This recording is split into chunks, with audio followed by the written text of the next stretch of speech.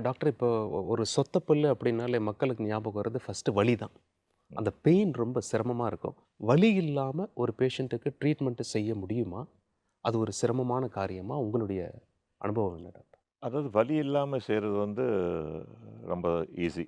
அதாவது ஒரு ஓகே, ஒரு மரத்து போறதுக்கு ஒரு இன்ஜெக்ஷன் போட்டுட்டா, ஓகே. ஒரு 2 மணி நேரம், 3 மணி நேரம் கம்ப்ளீட்டா மரத்து போகும் அந்த இடம். வலியோட முக்கியமா என்னன்னா பயம். நெறைய பேருக்கு வலினால நமக்கு இன்னும் கொஞ்சம் ப்ராப்ளம் வரும். பல் டாக்டர்ட்ட போனாலே வலி தான் அப்படின்னு ஒரு ஒரு பிரமை வேற. ஸோ இந்த பயத்த போக்குறது வந்து சுலபம் கிடையாது.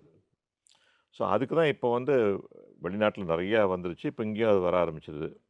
அதுக்கு பேரு தான் பாதி மயக்கம் அப்படின்னு சொல்றது. நம்ம இன்ட்ராவினஸா நம்ம பிளட் டெஸ்ட் பண்ற மாரி குடுத்தோம்னா, 30 செகண்ட்ஸ்ல தூங்கிருவாங்க. அப்படி ஓகே, நம்ம டென்டல் சேர்ல நல்லா தூங்குவாங்க. ஓகே. கொறட்ட விட்டு தூங்குவாங்க சிலரு. ஸோ அந்த மாரி டைம்ல என்ன ட்ரீட்மெண்ட் பண்ணணுமோ பண்ணலாம். ஸோ அந்த பயமே இருக்காதுன்னா அவங்க தூங்கிட்டு இருப்பாங்க. ஸோ ஆனா அவங்களுக்கு நம்ம கூட கம்யூனிகேட் பண்ண முடியும். இப்ப நான் வாய தொறன்னு சொன்னா ஓ! திறப்பாங்க. ஓ! ஓகே.